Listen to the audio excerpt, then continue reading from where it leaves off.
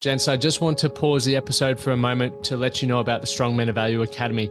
You will have heard me refer to it a number of times, and I want to bring more attention to it. So this isn't just a program, it's a life-changing environment and community of men who are focused on personal and professional growth. We're looking at areas of relationships, wealth, and health, things to help you thrive and maximize your life.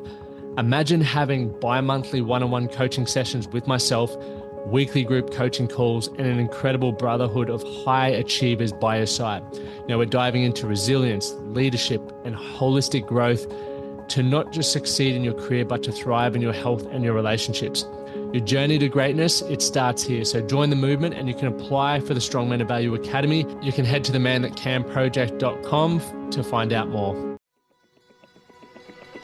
You're listening to The Man That Can Project with Lachlan Stuart, a global movement created to empower men and open up what's really going through their minds by having real and raw conversations about life's unique challenges and our individual ways of processing it all.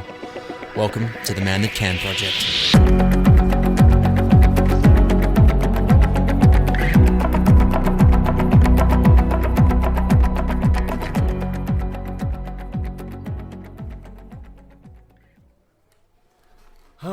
Welcome back to the Man That Can Project podcast team. Today we're sitting here again with, you're becoming a fan favourite, Matty, and you've brought a few little gifts along. I feel like we're Joe Rogan. That's what I was talking to the boys before. I was saying how we're going to have a few ales. So what are we drinking? It's a ballistic beer from Brizzy, so it's only 4%, so it's not too dangerous. Yeah, no, I've brought in the non-alcoholic, so if you see us mixing and matching, that's what we're doing. But cheers, mate. Good Cheers. to be back on. Thank you. Friday afternoon. So it is a public holiday here on Friday, so that's why we thought we'd let the hair out. And after our last one a few weeks ago, we joked about how fun it would be being Joe Rogan, smoking a spliff, talking. But obviously we're not that cool, so we'll just have a few beers and talk about some other interesting topics, and a few of them, today, which we didn't really get to touch on last time, which, I'm definitely inexperienced in, but I know you're the man that can deliver that. With some experience, anyway. Yeah, yes. So you can deliver on that, but, we want to talk about fatherhood and even what it's like, because it's something that you sort of raised and I never really considered or thought about it. And I'm sure there's a lot of you blokes out there who can resonate, who are dads, where you sort of get left out. There's no, support groups or talk groups about what it's like to become a dad. But we'll sort of see where the conversation goes, but that's where we're looking to head. But you'll fucking get anything out of us today. I guess, talk about the support networks. As I said, like with the mother, and this doesn't take away anything from what the mothers are involved with and what they have to go through, but obviously there's mother support groups after the birth of a baby, so which obviously are absolutely required, but there's zero support networks for the fathers. So I think it would be helpful in regards to individually as a new father especially, but also how you can also support your partner or wife or whatever going through that process, because you can read as many books as you want about it, and we my wife and I did, and it honestly meant jack shit, and we took about 5% out of the books, and because it all paints beautiful scenarios, and this is how you put them to sleep, but it just doesn't work that way, and life gets in the way. Did you have a plan when you were before your son came along, were you like, this is how we're going to parent, and has that sort of gone out the window? Or have you sort of... Haven't been too bad, but you certainly, as we all do, we judge other people, and before you have a child, you go, I wouldn't do that, and I wouldn't do it like this, and until you get into the mix, that's when you realise, well, that's why that happens, and that's why that happens. So, but we've been pretty relaxed, I guess. But look, it's just suck and see, and every child's different as well. And we've got friends who've got 2 children, just completely random. So each one's different. It's a bit like a puppy, 8 from a litter, and they're all random. Yeah. So what was it like for you though I'm really interested, and hopefully we can dig out some information for those who are becoming dads or thinking about it, or even you can probably resonate to it. But becoming a dad, what was the sort of first couple of moments that went through, or thoughts, that went through your head at that point in time? Well, life changes, responsibility changes, because prior to that, it's you worry about yourself and your partner.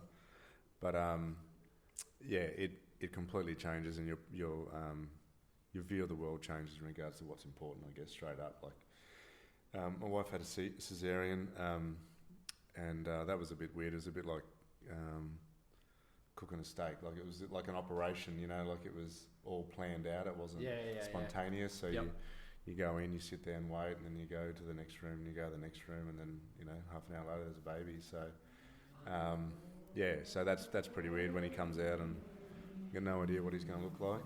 Yeah, that's so. Yep. What colour hair? Could have had red hair or something. I've got a red beard, but he doesn't got red hair, so he's all good. But so not yet anyway. It could change, but life changes in regards to what's important, right? So straight up. So, for me it did anyway. So for others maybe not, but it's a surreal feeling when this baby pops out and he's 50% you and 50% your partner, and here he is, and good luck. Basically you got 2 days in hospital. I think we had maybe 2 or 3 days, and it's like, see you later, thanks very much. And they help you as much as they can in hospital, but it's literally like buying a puppy, where they say, feed them this and try and get them to sleep for here, and see you later. Did you do the wedding of the head? Is that the head? Have you ever heard of it?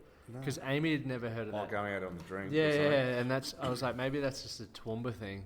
No, it happens. I've got stories of, I think my grandfather missed either my mother or her brothers, because he went down on the drink, and then back in the day there was no mobiles, so he was at the pub on the corner from the Martyr, I think, and didn't make it back in time. And then I think my father-in-law went out had some beers with the doctor.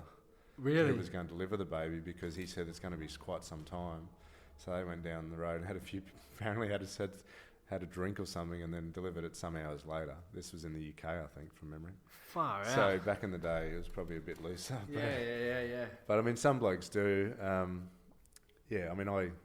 probably think it's their last hurrah, if that's... Yeah. But if that's, I guess... It's such a weird scenario, But if that's what you're... It's like if you're getting married and the bucks party is the biggest part of the thing, it's like, maybe you probably shouldn't get married. Yeah, you're in the wrong... Do you know what I mean? Because that's what I've often thought of, and been like, I couldn't really be fucked. Going out and getting tanked and getting strippers. Because I don't do that in my daily life anyway. Exactly. I'd rather do something that I do in my daily life, just celebrate or, actually enjoy. Yeah. It's probably about who you hang around with, I guess, and what your mates have done, and then you do what your mates have done. So, but yeah, for me, that wasn't... we certainly did Baby Moon, so we went away prior, so, and went out for some decent dinners beforehand and stuff like that. Even took out the 2 sets of parents for dinner, because that was the last time, could be the last time, who knows, like, that you actually get to sit down with, as a group of 6 it was, because, when the baby's there, someone to look after them, so generally it's one of the grandparents. So for us, we thought this could potentially be it. So, well, what was it like? So, I guess becoming a dad, and you talk about there's not that, or none, or if any, minimal support groups to, I guess, talk about what it's like to become a father and stuff. What was it like for you in that first sort of... Scary as shit. Yeah. One, you've got a fragile baby, so you want to be careful how you're touching him, changing his nappy. Yeah. Especially as a first-time dad, anyway. Yeah. But you've got your partner's gone through massive, or for her, had massive surgery. Yep. So, which has got a decent recovery period, and then just as nature does, the hormones are doing their thing. Yep. Which males can have some similar issues with hormones as well, even though they haven't gone through the actual process. So you're dealing with that, and then you throw in lack of sleep, which is a form of torture. Mate, it blows my mind when I hear how little sleep you've had, and you're still rocking up. I'm like, mate. And we've been lucky. Like we've had a colleague, a customer, and they had their second child didn't sleep more than 1 hour, and it was at a time, and it was 18 months old, and the mother looked like she hadn't eaten for 18 months. Looked like she'd been in a concentration camp, because she just hadn't had any sleep. If it wakes up every hour, you're probably lucky to get half an hour, and then you're back to sleep again, and then it's up again. So So yeah, the first period of time, you're trying to work out, look after the baby, make sure it's alive, doing your best to look after each other, and then you've still got life, right? You've still got work, you've still got whatever you got going on outside of that. Did you find that hard to balance at the start, or even now? Well, you just throw yourself into that side of it, and you forget everything else, and that's basically what we did. So you throw yourself into looking after him or her, doing your best with each other, and then pretty much everything that you perceived wasn't important gets thrown out the door. So health, looking after yourself, food, all that sort of stuff. And it's only down the line when you realise I feel like shit and I'm really tired, but ABC is not being done, so that doesn't help the other side either, right? It all flows on. So, like, if you were to have another baby, kid, human, as in the first one or number two? Or both, number two. What would you do differently, like knowing what you know now? Yeah, I mean that's you've only got 2 arms with 2 kids, so that gets a bit harder. But the obstetrician said if you go past how many parents there are, then it gets difficult. So if you've got 3 kids and 2 parents, then that ramps it up. But look, getting time for yourself would be number one as best you can. I mean, one's hard. Throwing 2 in the mix is even different. But even if it's half an hour, if you take him for a walk, and I tried to do that. When he's a baby, it was easy. Throw him in the pram, he'd sleep, and I'd go for an hour and a half walk, and she'd get some time to herself. But, adding number 2 in would be a bit difficult, and that again. But it's really about having some form of time, individually and together. Otherwise, for us, we didn't do much together for the first 12 months because you just all head in, bum up sort of stuff, and then you realise, we haven't even had dinner together at the same time, or whatever. So something you take for granted, but it's so important, right? Yeah. And then tiredness creeps in and crankiness and. So how do you think you would counter that though? Because obviously you can't control the sleep cycle of your baby or anything like that. Like, would you potentially look at maybe getting a babysitter or something like that in that first 12 months, or is that certainly if you can lean on family, if we've gone out sometimes only if it's for 1 hour, just drop them off at one of the grandparents and we get 1 hour. It might be a cup of coffee, and then you got to try and not talk about the baby, try and talk about something else, that conversation and that's hard. So the first time we went out, we just spoke about him for 45 minutes and went back and picked him up. So that, again, that's learning and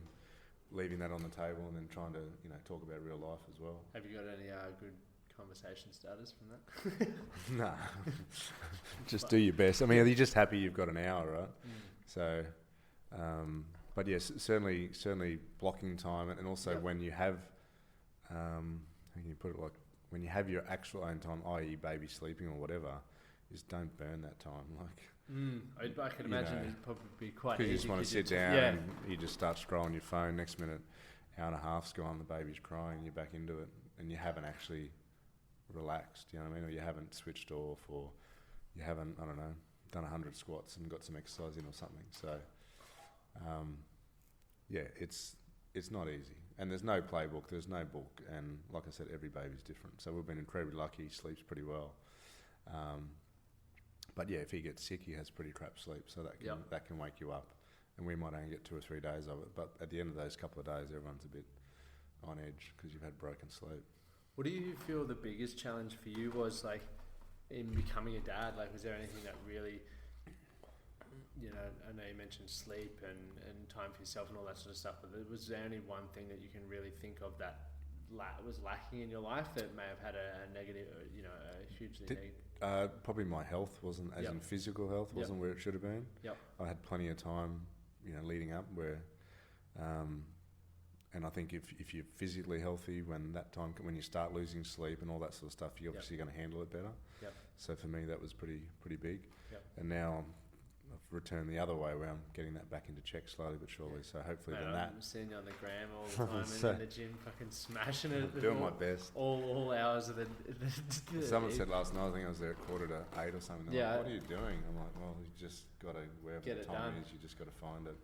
And prior to that, I was like, I want to do it at this time, and I want to.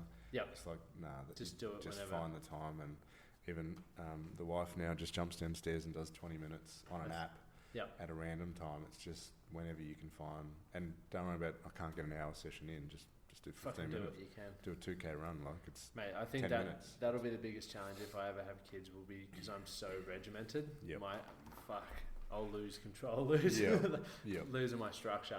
And even if you had like a home gym or a set of dumbbells or something that you could do from home without having to travel and drive, and lose that time. We don't think traveling takes so much time. Like even just from me across the river, it's still 15 minutes there and back, 20 minutes there and back, which is a fair bit of time. Where if you're at home, that's a 20-minute little workout you've got in without having to move.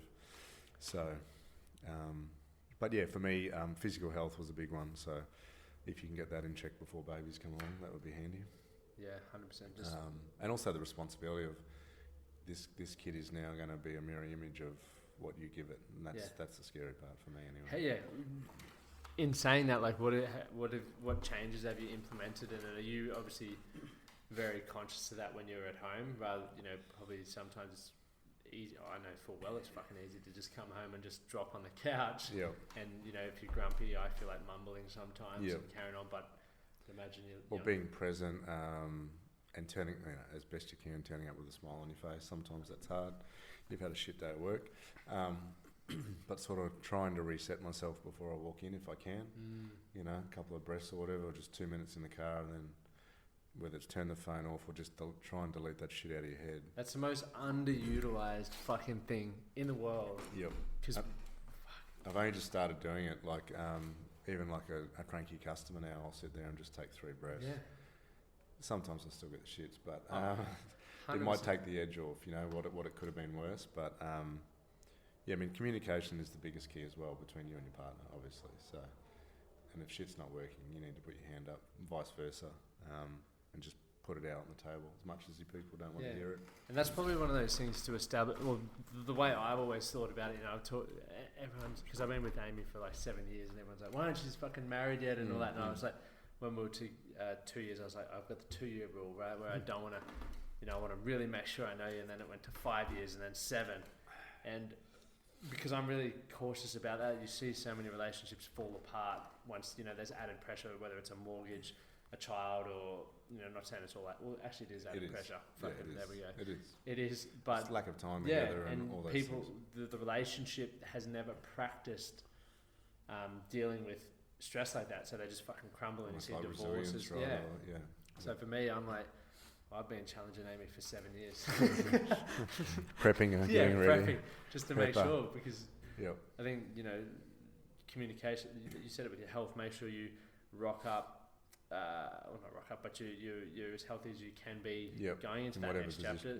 Same with communication, making sure you're comfortable having the uncomfortable conversations before you go into those points, right? Yeah, and we probably did to an extent, but they've probably been more honest in the last 6 months.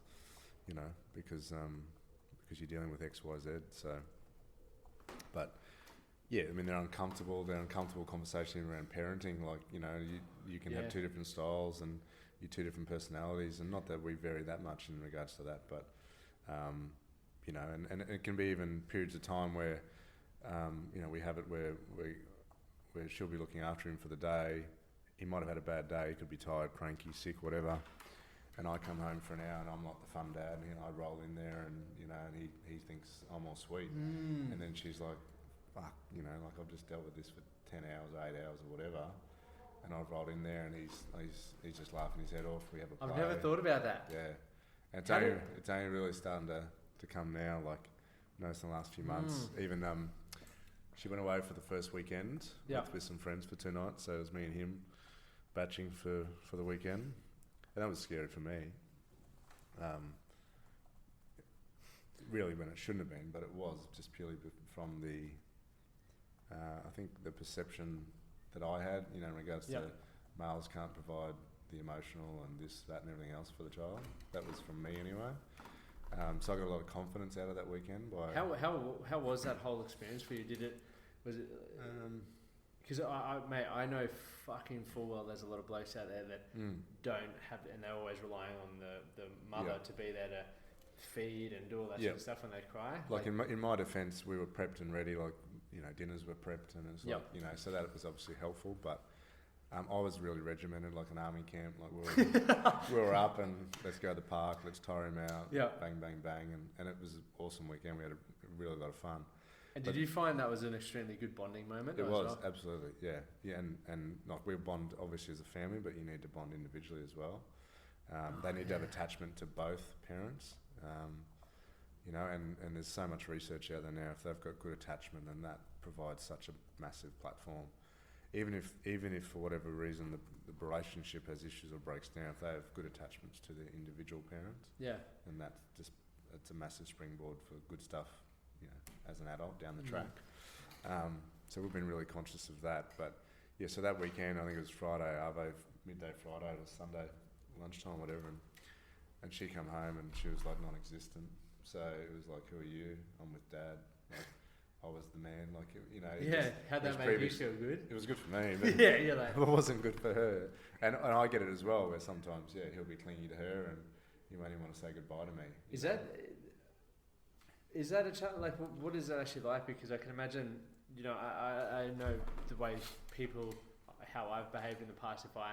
Sometimes I'll just retract if I'm not feeling wanted or if I feel like I, need. And I can imagine whether it's men or women retaliate that way. If you're not feeling wanted, just say, well, fuck it, I'll start stepping back. And maybe that's why a lot of blokes do step back. Quite possibly, yeah. That makes sense if they feel like they haven't connected with their child. What would you like?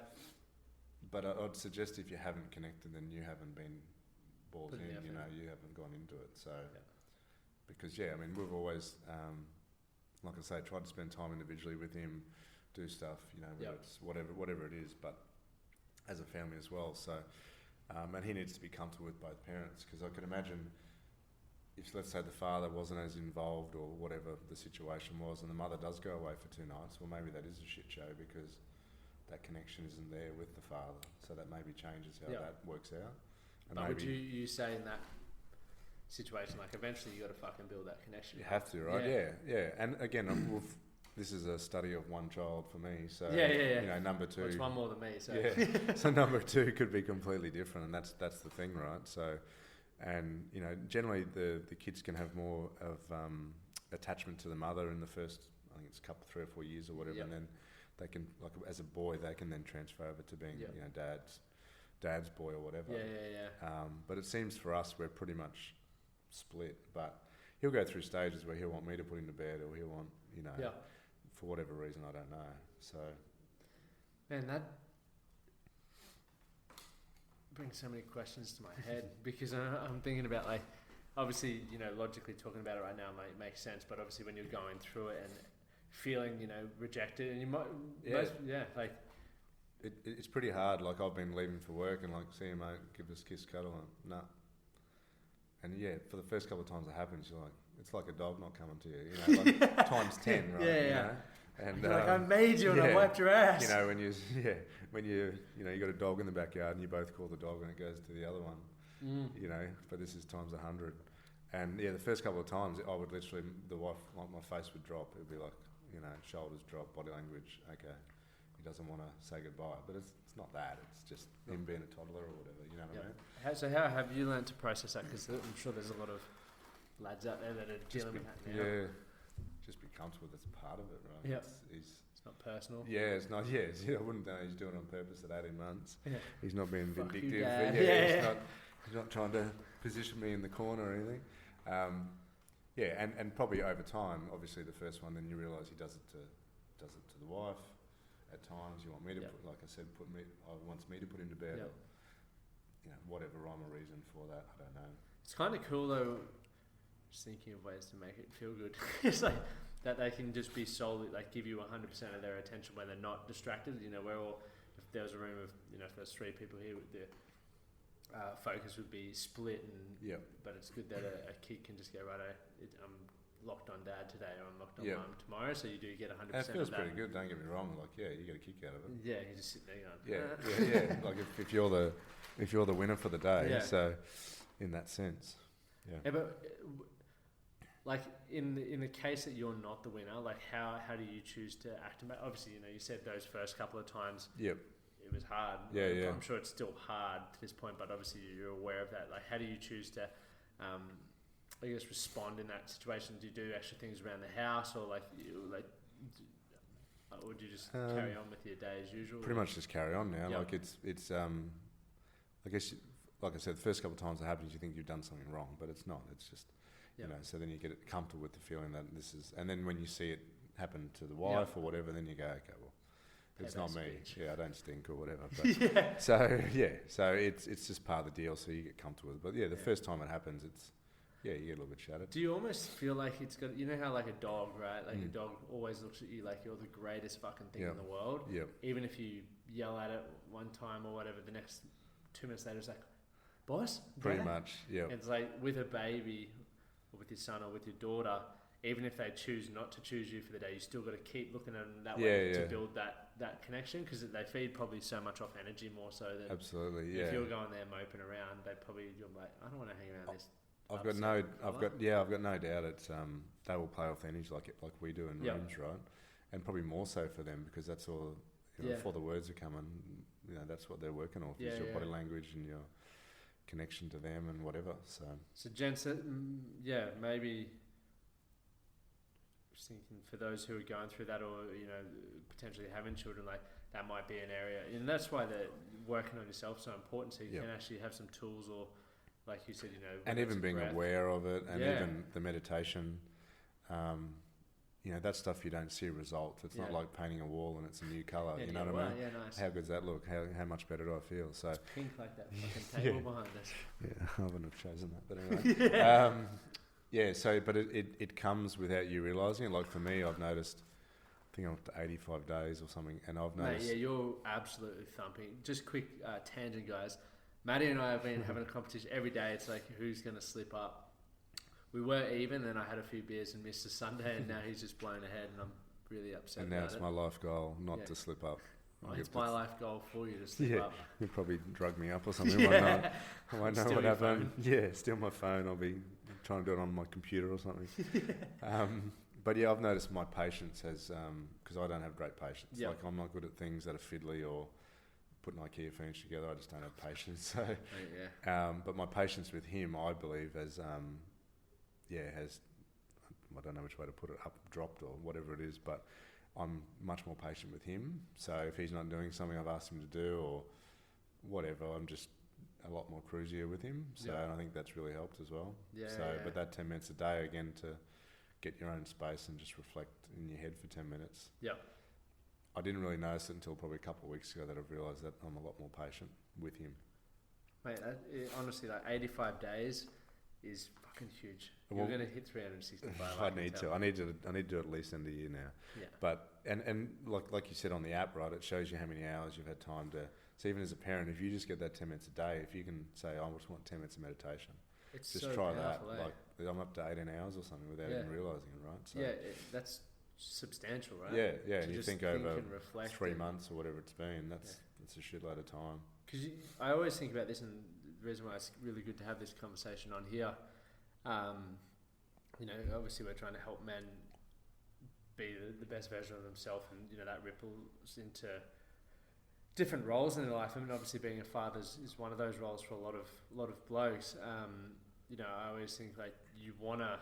It's nothing worth having is going to be easy, and being a good fucking dad and learning to establish that connection and do it, because if you're not like mums, in my opinion, if they're breastfeeding and stuff, they're always got that time, right? Like we don't have that, so and this is what I sort of, if I ever have kids, would be taking into it, is like I'm going to actively work my fucking ass off to build that connection. Like that's a goal. It's not just I'm just crying fucking back to mum. That's, in my opinion, that's lazy parenting. Like whether it's, I don't know what goes through people's heads because it would be different for everyone, but like there's got to be some work done, and the problem is that you're freaking out in that state. So maybe you ask yourself, what do I need to do to feel comfortable in this situation? And it's certainly when they're breastfeeding, you feel like you can't do much. You feel, when the baby wakes up and it's crying and wants to be fed, well, I can't do that. So let's just strap on the fuckers. Meet the fuckers. Fake boob. What's that? It's a boob. Oh Jesus, I can imagine doing that. But I want to get you one. So you feel uncomfortable doing being at that time, because you don't have that connection, you don't have that time, like you're saying. So, and you might be going to work, right? And depending on your circumstance, the wife stays home. Yep. So she's getting 20 hours a day or whatever. You know what I mean? You're getting 2. So, but then over time, that that will change, obviously, once breastfeeding stops. And so for you then, like, let's say 20 X amount of hours. Obviously, it's distributed unevenly. Let's say that at the moment, where you might be at work and the wife stays at home with the kid. How do you make your time count? Like for you, just being present, right? Yep. Yeah. I mean, I realistically, I get an hour and a bit in the morning, and it's maybe max 2 hours of an arvo. So that's during the week, right? So you're getting. It doesn't sound like much, but it's only 15 hours, but in the weekdays. Yep. But I guess it's the quality of time, right? It's no different to anything you do.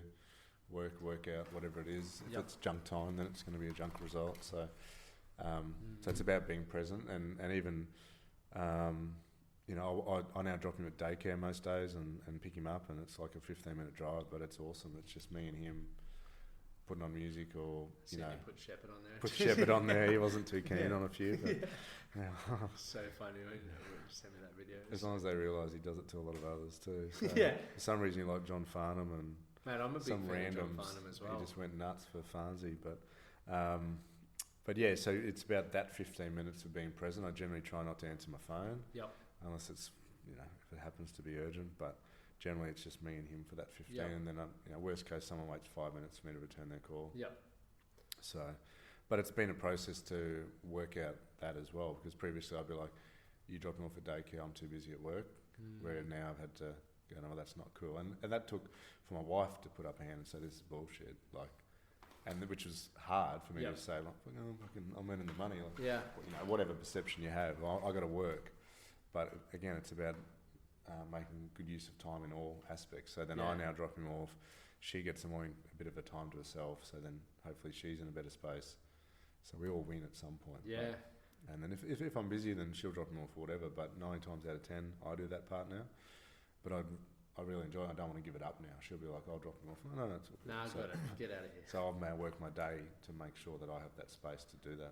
It's good that probably was a tough conversation to have, but you said it earlier as well, like chunking your time, and it's probably really important. And once again, like everything, and probably when you have children are growing so quickly, maybe reviewing that monthly or quarterly, where it's like, okay, well, how do we want this to look for the next month? Pick up, drop off, so you can make sure you're both getting one, like you said, time alone, time together, and time as a family, and make sure you're ticking all those boxes, because you can't lose your relationship itself as a couple. And then it's even we watch one TV show on a Wednesday for half an hour, so it's like, get a cup of tea, whatever you want to do, but that's your little block of time. I reckon you'd be having a few beers. Put your phone. During COVID, I was, but gone back to more cups of tea. Okay. But yeah, about just, even if it's just 1 hour, right, that phones are down, you're going to watch the show, you're going to enjoy the show together. So that's blocked out. And then like training wise, I'll get up at 4:45 now, because that's the only way that I can guarantee my time. And people say I'm so tired. It's like, well, you went to bed at 10:30, mate. Go to bed at 8:30. So that's up to you. You've got that choice whether you watch TV for 2 hours or whether you go to bed. So do you watch a fucking TV show? And mate, I'm hooked on Yellowstone at the moment. I've never binge watched like this before, and I still get to the point where I'm like, fuck, I could definitely watch them, but I need sleep. I was saying to a guy this morning, like, sleep for me is another tick item. I don't go to sleep and go, oh, it's fucking warm and fuzzy. I'm like, you need 7 hours, motherfucker. Get in the bed. Don't always get it, but it's like, if I'm not in bed by 9, I'm not getting my 7 hours. It's not possible. So you can't catch it up, right? Too, like, there's no catch up. Like, you can't do 10, 1, 6, 5 and get 12 on Sunday. It doesn't actually work. So yeah, for us, we now go to bed earlier, because then we can guarantee the morning, right? Well, generally, unless he has a shitty night, but you can generally, or at least one person can guarantee. So it's only the last couple of weeks we've said, like, you're on roster if he has a bad night. So then at least the other person can guarantee their morning as best you can. You still might wake up and have shitty sleep, but at least you're not dealing with him. You can go back to sleep. Taking fucking ownership, like, it's like I love that you like, right, tonight's you or tonight's me, but it's like, it's ownership, because it's going back to allowing you to have a decent night's sleep, or your wife, like, so one of you wakes up feeling really fucking good the next day. And it's, you take it in turns. And I put up my hand. I wasn't good at it. Yeah. Like, she put into bed majority of the time for 15 months or whatever. So that's... What made you change? Probably conversations and probably just self-awareness as well, to realise. Because I was doing a lot of other stuff that helps the family, whether it's, cook, washing, whatever. But that's the way I've seen my dad do a lot of that stuff as well. He was always doing those chores. So then I've videoed him as a kid, and I always do those chores because I think that's what the other person wants. But it's not necessarily what they want. It's what you think they want. Yeah. So, don't believe your own bullshit. Pretty much. But again, the shitty conversations, right? They're really shitty when they happen, and you get uncomfortable and you get pissed off, and sometimes they don't end well. But 24 hours later, you see the light. You know what I mean? Be the game changer that you need. Yeah. It's a very, very interesting. I think a very underutilized thing is like you were saying, communication. And obviously also learning how to communicate properly, because like if you're a bloke, and I put myself in that shoes, in some people's shoes, where you're obviously feeling like a bit of an outcast and a bit rejected because your child's not coming to you, it's going to the mum, which as you said happens. And then your wife or partner might turn around and say, "Oh, you're not doing this, or do this better." Like, depending on how it loads up, right? Yeah. Communicate or articulated to you, it can be like another fucking kick in the kidneys. Yep, absolutely. So, and once again, I'm not just using that on men. It's like blokes, vice versa. Yeah, blokes can definitely do that as well. Being like, "Oh, get up and fucking sleep," or it's you deal with it. You always calm them down. Like, it works both ways. So maybe taking the time to understand, or and also being uncomfortable with that process. Like say the baby's screaming and you're struggling to calm it down. You can't just handball it, and say, "Well, you're better at it." Yeah, it means you're never going to be better at it, right? You're just going to keep handballing. That's fucking quote of the day. That. So so it's the same sort of thing. So and I put up my hand to say, like, you're better at settling him, and I'll be yelling out like he needs to be settled. It's like So it's really uncomfortable. For me, I get uncomfortable. I'm really shit at something, or I don't feel comfortable doing it, and I can't do it properly. But the only way that shit's going to get better if you keep doing it. So don't handball. Absolutely, yeah. Rule number 2. Yeah. Don't fucking handball. Stinky nappies, don't handball them, because they'll come back. Yeah. I still remember I had my nephew one day, and we were at New Farm Park, and like the playground at New Farm Park. He must have been 3 at that, 3 at that age. And I was like, Hudson, before he went on, I was like, Hudson, if you need to go to the toilet, make sure you come see me before. And he's like, and fucking however long he was playing for, he's come back and he just stunk. I was like, mate, did you poo yourself? He's like, no. I was like, sure. So, oh, maybe. So I had to take him into the change room, mate. It was everywhere because he'd just been running. I was like, 1, this is not my kid. Yep. 2, I told you to fucking tell me. And just did none of that. No. It was it's just part of the deal, right? You're going to get shit on your hands. That's literally going to happen. I remember I looked at people before I had kids like, "Oh man, do you have to do that?" Like, it's like, yeah, mate, you got to do it. Like, he's been in the bath before, and a couple of brown sharks come down. Brown shark. It was like I had to pick him up before this thing come and got him. So it was, and then I just let it go down the drain. So it was all good. So the drain had enough suction to do the job for me. He thought it was pretty funny too. But he was just playing in the bath, and the next minute this thing's floating. I'm like, that's not a toy. That's something else. Yeah, that's something else. But that was one nappy we saved at least. On the positive side, you're making money. And the other thing is we talk about emotional and all that, but it's also financial as well. And talking about what I guess, and you talk about a lot about what your life wants to look, what you want your life to look like, what is important to you, and how you want that to look. Who's going to do, are you going to work full time both? Are you going to do part time? How's all this going to work? Because these are all combos you need to have. And do you think that's a combo? Like, when would you recommend? Yeah, absolutely. Recommend having that before. Because we have, everyone's, the nature of it. Everyone says, the wife's going to stay home. The funny thing is, I actually wouldn't mind staying home. I probably might regret it when I actually do it. But you know, I actually wouldn't mind having that opportunity. So, but for us, it's about and then that gets broken down into little blocks. So about what house do you want to live in? Yeah. What mortgage do you want to have? And then that mortgage is going to dictate how much you want to work. And it all flows down the line. Because for me, I would struggle with both of us working full time. I just think shit doesn't work properly. It would just be chaos. Yep. My wife works 5 days a fortnight, so. Yep. And we've had conversations in 5 years. Maybe that flips. Yep. Where I become a part timer and she goes back full time. So that's what she wants to do, and I'm comfortable with that. Where a lot of blokes wouldn't be because they're not the 100%. breadwinner or whatever. But a lot of people want to be the breadwinner because they haven't had conversations about what they want their life to look like, and they think they need to earn X, Y, Z when it's all complete BS. And you might earn X, Y, Z and then pay 3 people to mow your lawn and clean your house because you've got no time. Yeah. So it's like robbing Peter to pay Paul, you know. That's what I think anyway. Yeah. So, but yeah, all those conversations, definitely obviously try and have them at the start, but they're going to be continuous conversations too 100%. Because 18 months of looking after a baby then changes the women's perception potentially, like, this is not for me. Yep. Okay, well, I need a break. You need to be flexible, right? You need to realise that may happen. That hasn't happened for us, but it's still really difficult. Yep. You know, for her to be by herself for Thursday, Friday, or generally whatever it is. Yep. And for us, she gets every second Wednesday to herself.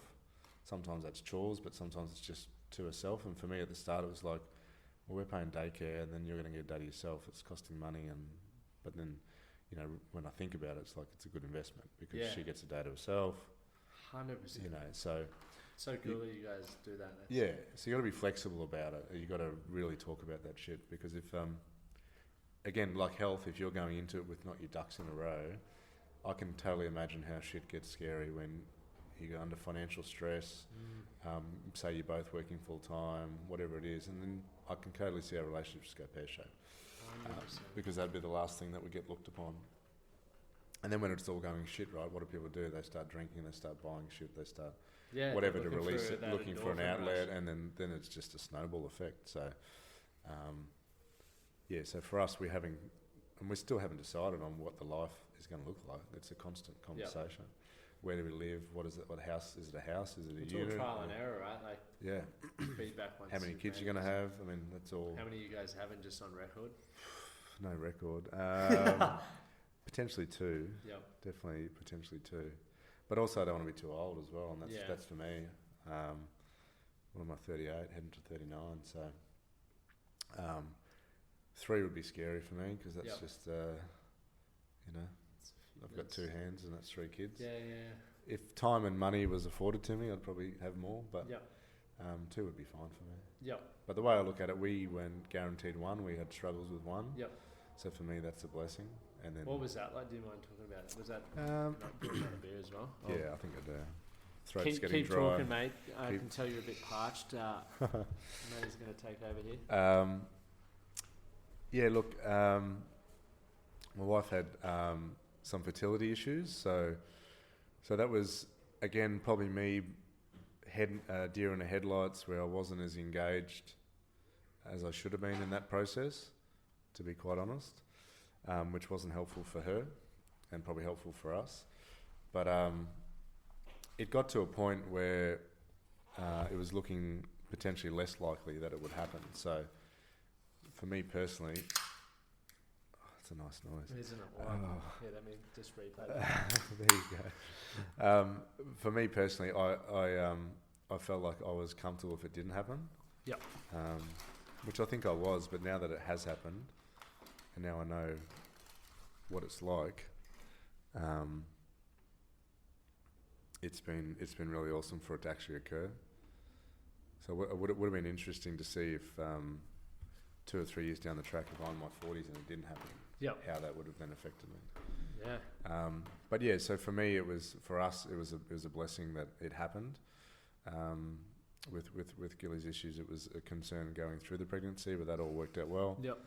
So the way I look at it, to be grateful, I have 1. So look, if 2 happens, great, and don't know, if twins happens, it becomes 3.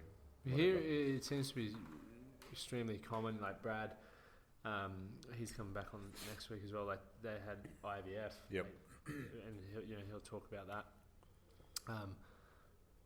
And it must be like, and I think whether because both parties can have the challenge, and I think it must be a challenging thing. But for me, like if Amy and I were to have kids and you have that problem, to me it's like it'd be a sad thing, but I still hate, and from my like people feel like they're broken because of that. And it's like absolutely. To me, I'm like, I wish people would, obviously I've never been through it and could never understand what it feels like to be, everyone's experience is different, but it's like, it's really important in my opinion. It's like, you're still a fucking, how I would view it. And once again, this is speaking without experience, but this is what I'd like to see and probably experience if I went through it, where it's like, you're still a fucking unit. Like it doesn't define an individual. I know we feel like we need to.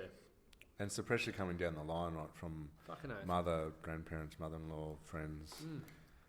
Like, sometimes people need to stay in their lane and leave that shit alone. But it's just a human nature, when are you going to have kids and all that sort of shit. You're getting old. Yeah, you're getting old now. You're leaving it late and blah, blah, blah. But for me, I'd find it interesting as a male if you were the person that was the problem or the issue.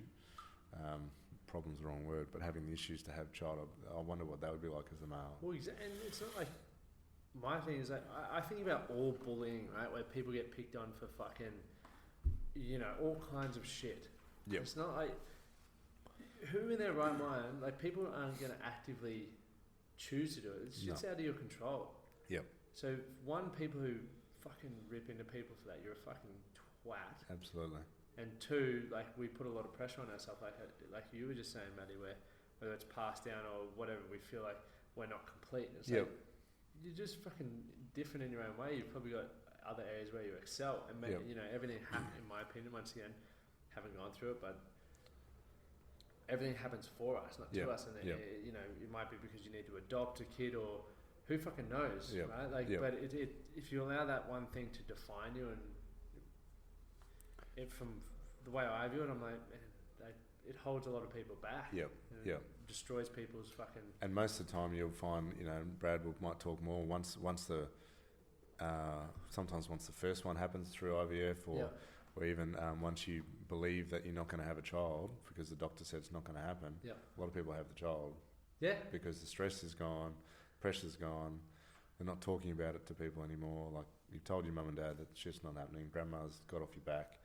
And then whooshka, you've had a child. Like, fuck. Yeah. I mean, I'm sure you won't mind me telling you, but my cousin, him and his partner, told not having it. She was, believed she was putting on weight. So she was training harder. She went to the diet, went to a nutritionist. Anyway, found out she was 20 weeks pregnant. But she was told 6 months prior that we've tried everything. We've tried every cycle of IVF, whatever it is. It's just not going to happen. They spent a fortune. It's done deal, it's finished, and then the pressure's gone, and watch out. Fuck, man, even that in itself, like, shows the power of just... the mind, right? Or how much stress can impact you, and why it's important to, find these ways to declutter your mind or de-stress, because, like you said before, you do that breathing before you go inside, or after a frustrating call or something like that, because... otherwise, you just carry it into the other aspects of your life, and maybe a lot of us are carrying a lot of, stress, pressures, judgment, all that sort of stuff that's causing your body to go, hey, maybe before you're ready for a kid, you need to fucking deal with some demons in the mind. Well, they're suggesting in the States now 80% of diseases can be tracked back to stress in some form, and it makes sense, right? Like, you got a shit job, you hate it. You go and smash 3 burgers at lunch because that's how you deal with it. Or you go and have grilled before. Grill's not too bad. But that's what I tell myself. You had 2 burgers, but a can of Coke. But you go and have 12 beers, or you go and do drugs or whatever. So the stress, you can see how it navigates down the line. So I've got no doubt in making babies, and it's uncomfortable. Like, if you want to make babies, it's like a calendar, right? This is when the female's ready to go. So this is your job. I'm ready to go all the time. But practice makes perfect. Yeah, well, that's what you keep saying anyway. Yeah. But yeah, it's just it again. We most things that we struggle with in life are from other people, right? Mm-hmm. Expectations, judgment from other people. Yeah, you've been looking into it more. Like when not used to, we're not really built to be around, populations of more than like 150 people. I reckon. Yep. Like supposed to live in a village. Where everyone has their certain roles. Everyone knows each other. Yeah, and you think about that, it's like that gives everyone purpose, that gives everyone significance, it gives everyone connection, love. Like it ticks all the basic human needs. Yep, and if you're, not the most skilled individual, you've still got a job in that village, right? And it serves a fucking purpose. Yep. Like if you don't get the fucking firewood. Yep, you might have the simplest of jobs, but you get satisfaction that you can provide. Yeah, and it still has that. Whereas like in today's society, like Amy and I live together, but we're two people doing all the roles. Whereas even though you're surrounded by a lot of people, which makes you stressed, anxious, judgment, all that sort of comparison, all that stuff's happening, but there's still two people doing multiple roles. Whereas I think when we were actually chatting on, I can't remember, I think it was Monday, when we were talking about, or maybe it was, I can't remember, but like saying how like it'd be cool to just buy 10 acres and have like 5 different properties on it, so where everyone has their own roles. Yeah, like, Monday, I would be the guy that cuts down the fucking wood. Yeah. I'd love that. But you might have one person's the gun cook, right? Yeah. And that's their job. But that's how other cultures live. I mean, I've gone to China for work, and how they buy their properties, and then there's not like aged care over there. There is now because it's getting westernised. But prior to that, they move in with the son or whatever. And that's how they live. But they buy the house at the wedding. But the deal is they get to come back into it when they need to. It's like Italy and all those cultures, right? They all live under the one roof. It's starting to make I've never makes so really much been sense. A family sort of person where I want to be around a lot of people. But the more I think about it, I'm like, it makes sense. Because we're so stressed because we're trying to do everything. And that's why you get home from work and you got to cook, clean, then it's into bed. There's many other things that go on that you have to do, but it's like if someone was always cooking, you knew you were coming home, or if someone was always bringing the groceries, or what's even the space in the last 50 years, right? When back in the day the wife's wage wasn't factored in for a home loan. Really? So there's only, I think it was 25 or 30% of the male's wage was factored in to be able to get a home loan. So then that dictated society in regards to house price, how much you could borrow, etc. So then that gave the opportunity for somebody not to work, right? Because it wasn't factored. Whereas now, you two might go for a home loan, both wages are factored in, you get X amount home loan, and 40% of your income between you is gone. Then you have a baby. Okay, well, what are you going to do about that now? How's that worked? So, so we're back in the day, it was factored in that that was potentially going to occur, and it couldn't be worked into the equation. I didn't know that. Yeah. So, but then that dictates lifestyle. Whereas now you just hop online, you get a car, you get finance, whatever, and then someone drops 50% of their wage or whatever. And they're like, fuck. But that's what, definitely people just don't. And I can understand why. Like, it feels good buying new shit. Don't get me wrong. I fucking bought an iPad the other day, and I'm like, I want that rush again. You get over it pretty quickly. But like, same with, we had a Jeep, and now we've only got the Beetle. I'm like, well, should probably get a bigger car. But then I'm like, I fucking don't want to drop that much money on a car when it's like, I spend so much money on my own development every year, but also investing back in my business and other things to try and set myself up, because I just, at this point in my life, I don't really need it. It'd be nice, but do I want to lose another 40 grand on a car when I could have that to invest in something that's going to make me well, you think of that 40 somewhere for 10 years earning 5%, right? Look, the car in 10 years worth 5 grand, and your 40's worth 80 or whatever. Exactly. You know what I mean? So this is about painting the picture of your life too, of where you want it to be. And it's such an important thing, and painting the picture for your life. Like, what kind of dad do you want to be? What kind of relationship do you want to have with your children? What kind of relationship do you want to have with your your fucking partner or your wife. How much time do you want? Yeah, how much time do you want? Like, what does all that look like? Because that's if you start putting things into place now, that's how you create that. You don't just wake up one day and go, man, I wish I had more time, or I wish I didn't not see my son when I was growing up and all that. You don't get that back. That's what people don't understand. You buy the 50k car, you got finance, it's going to cost you 65, and it's worth 15. That is a bad fucking investment. A shit investment, right? Whereas you might invest 5k a year into some, I don't know, share portfolio and it earns 5% over 10 years. You know, it's worth 80 grand. Yeah. So. And then you buy a $10,000 car with cash or 15 or whatever you can afford, but because it's so right, like the stuff of buying something, the first week it's awesome, second week great, fourth week, 2-3 months, it's just the car. It's just a car that gets you from A to B. And it's easy to loses its shine, so to speak. It's easy to get up. Like I was saying this, I was looking at VW Tiguan's before, like going through, and then it's like there's customize it. So I was like, I'll have a look at the customize it. Yep. And it's easy to fucking make it. I think it was like 38 grand standard, but then by the time I'd gone through and just played around with it, it was like 65. Yep.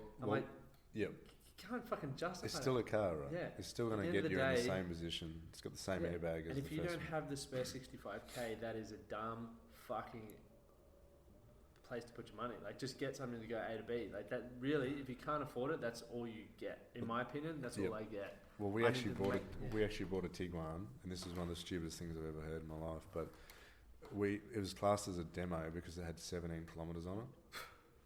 And the car salesman said people don't want to buy it because it's got too many. I'm like, what?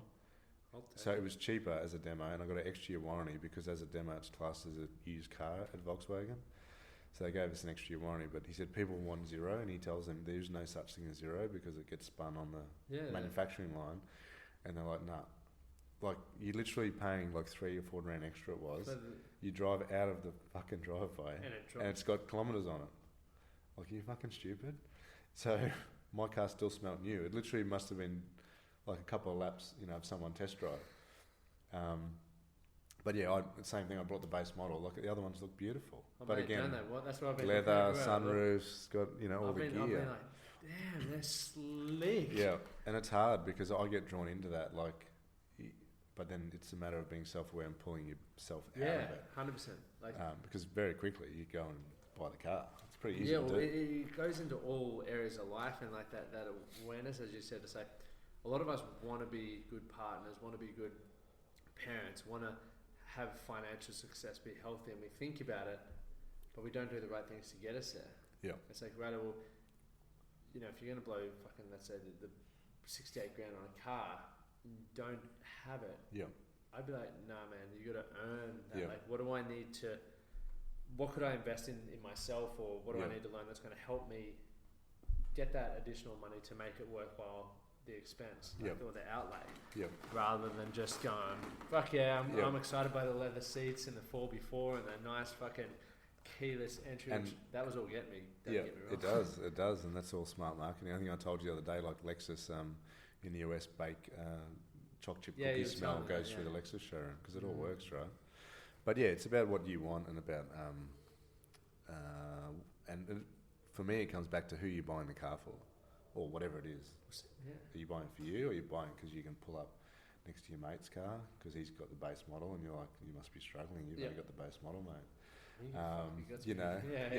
But meanwhile, he's working 3 days a week and living the dream because he's not spending money on shit. And that's a really good point, Matty. Like, it's exactly that. Like, so many people are mortgaged or on credit up to their fucking eyeballs that they have to do all this sort of stuff. And so then there is people who are driving a base model or a fucking second-hand car, but they got freedom of choice. They don't have this. They got mental freedom, right? Yep, and that's worth a shitload more than the car that's going to depreciate. Yeah. But and don't get me wrong. If you fucking want to live that life where you're mortgaged up to your eyeballs and stressed, but you're keeping up with the Joneses, go for it. Do whatever makes you happy, but just don't complain about the consequences. Don't fucking, we've all got the choices. We've all got the mortgage. We were talking about it the other day as well in regards to what mortgage do you want to get, what house do you want to get. Because we can all. With the earning capacity of God, I could go and get X or Y, but do I actually want that stress? Yeah, we speak about it all the time at home, like, do we buy this and in 5 years we own it, or 6 years, whatever the timeline is, or do you buy this and in 15 years you own it? Yeah. And you dropped another 300 grand on interest or whatever it is. Yeah. So then what does that 300 grand do for our life once the house is paid off. Mm-hmm. But you got to drill down. If you're not having those convos, then life takes over. And you bought the car, you bought the house, you've got, and then you're constantly you've got afterpay on your shoes, and before you know it, shit gets real. Fucking it. That's like most people, in my opinion, just want to be happy. You know what they want, and they don't really define what that looks like for them. And doing what you've said and what you're actually doing is like jot down what that actually looks like for you, and then don't get me wrong, we're always going to get caught up with comparison and wanting more and wanting to look like we're doing well. Like that's human nature, right? We want to, but it's then having that awareness, like you said, and putting things in place to go. Would be nice, fucking oath, it would be nice, but this is the kind of lifestyle I want. This is the kind of family that I want. This is relationships that I want, and added stress is not going to allow me to have that. Well, one of the things we wrote down was like write down the 10 things that you enjoy the most, like as a couple, individually, as a family, and we did that mentally with each other on the couch, and literally none of it was costing money. It was like go to the beach, or cook dinner at home with a nice bottle of wine. Like it might cost. Would you think doing things that cost money? Actually, no, that's a dumb question. Oh, I'm going to say it anyway. No dumb question. It can almost be distracting from those moments that allow you to have that deep connection in it to a degree. And I think now that I've said it, it's silly. Like no, that's not. I get what you mean. Like say, let's say you go to a high-end restaurant and you drop $250 on dinner. Yeah. But you could pick a recipe, but you could pick a recipe online, right, and sit here and go to the shops, buy the groceries, buy the bottle of wine, choose it together, cook the meal, sit down. It tastes better because I've done it before. I've gone out to a restaurant, had a glass of wine. It's like that's a really nice red, and then I'll buy it.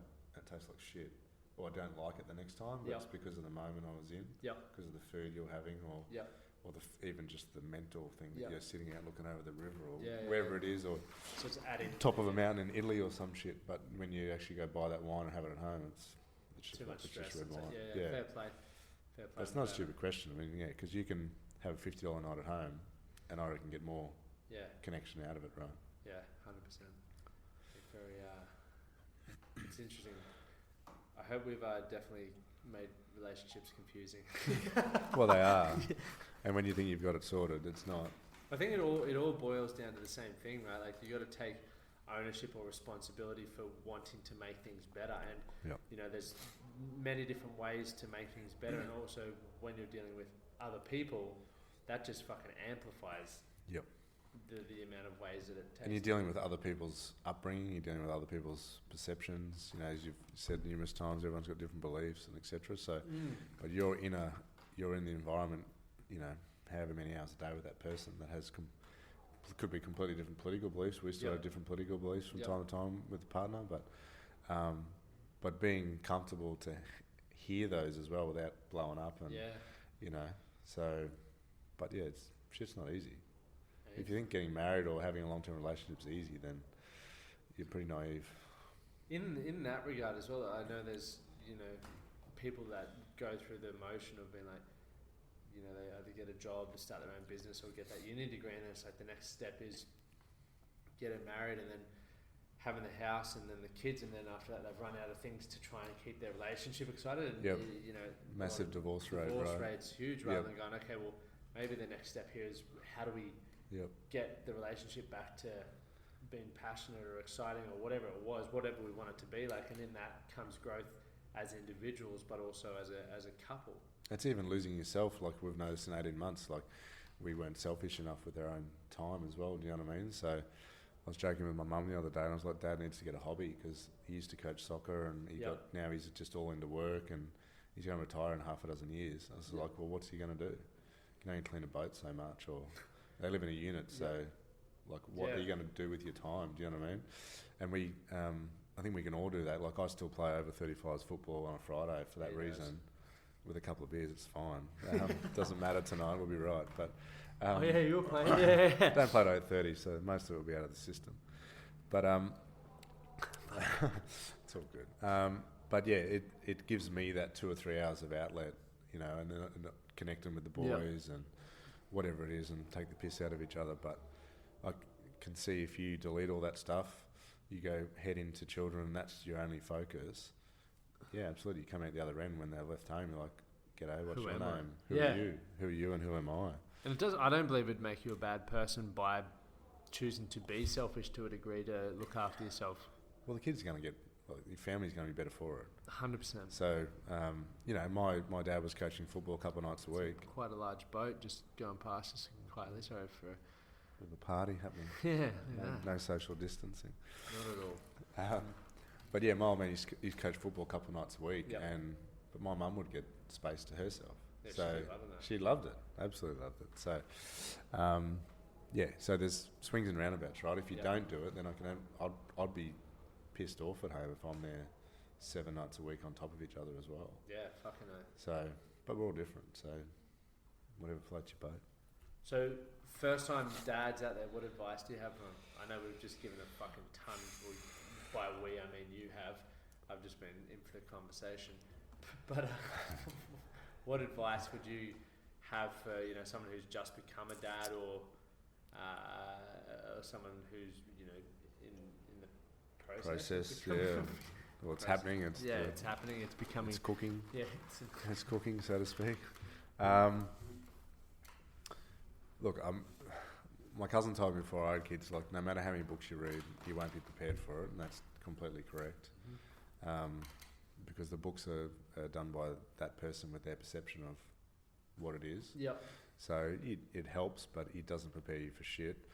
You can go to any sort of prenatal classes and all that sort of stuff. It doesn't prepare you for anything. What were they like? Or the We only went to one.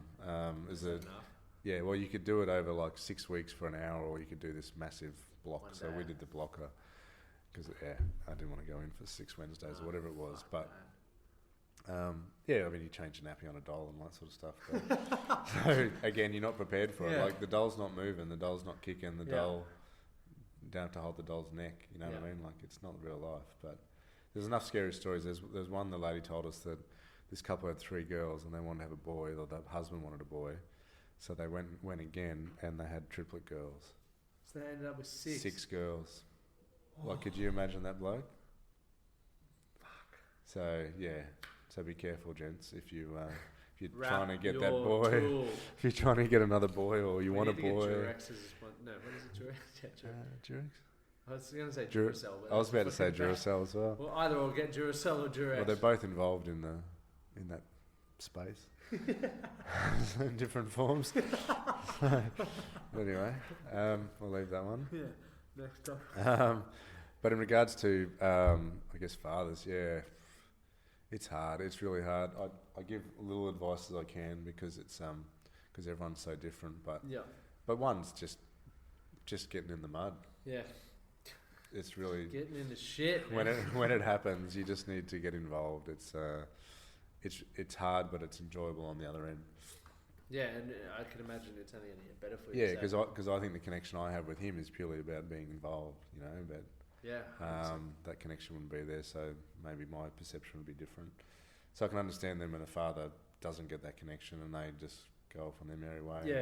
And, doesn't work out, so to speak. But I can even speak, like, since I've known you, but then I've known you. And like, the amount of work you put in for yourself and constantly showing up, and you not only learn shit, but you do it.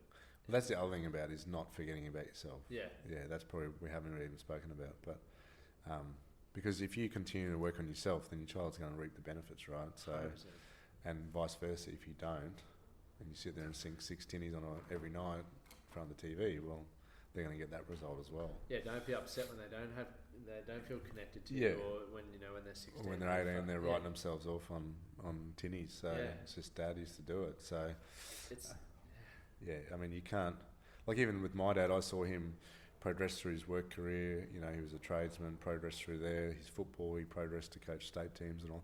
So even visually watching that as a kid without me realising it, I'm watching it and I'm seeing him work hard and do extra hours to train himself up to be able to coach this or do whatever.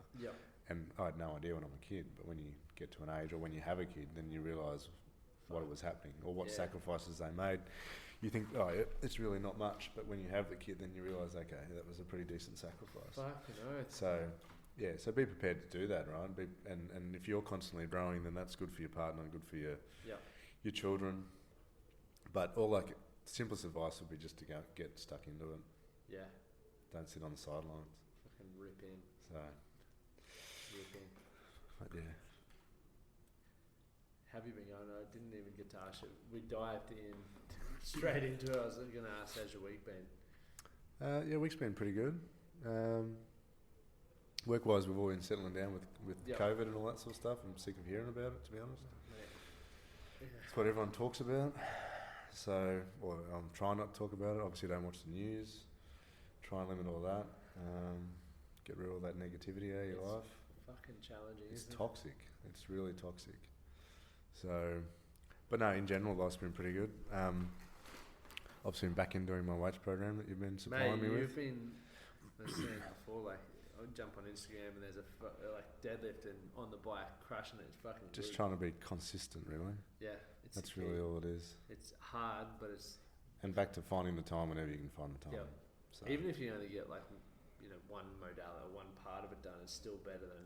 Yep. And then you walk away feeling accomplished as well. Like, yep. Because I know full well there's days where like today I didn't finish my program. Did part A and that fucking belted me. So I was like, I'm done. Still better than nothing, right? And do it on the days when you don't feel like it. They're generally the best days. Yeah. When you're tired. I mean, the other night I couldn't go to sleep. I think I got 4.5 hours sleep or 5 hours sleep. But I was telling myself I'm not going to go.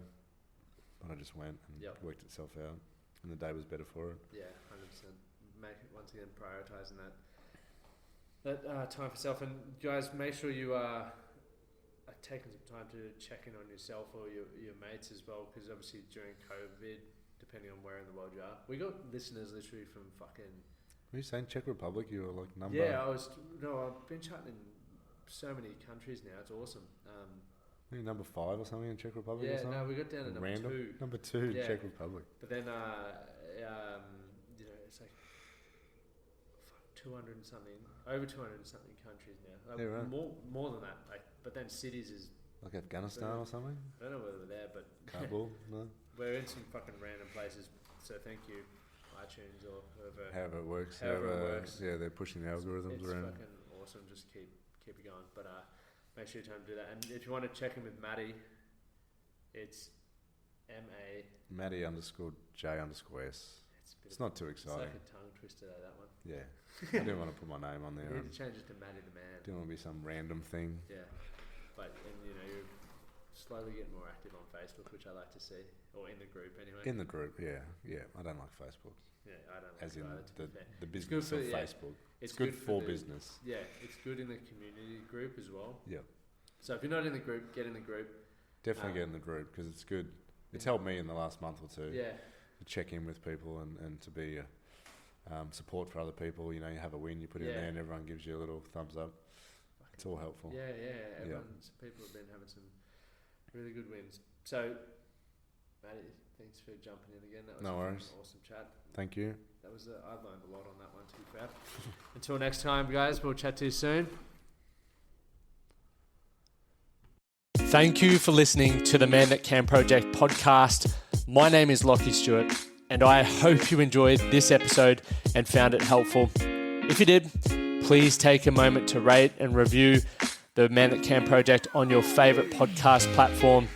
And don't forget to subscribe to stay up to date with our newest episodes. We'll see you again next time.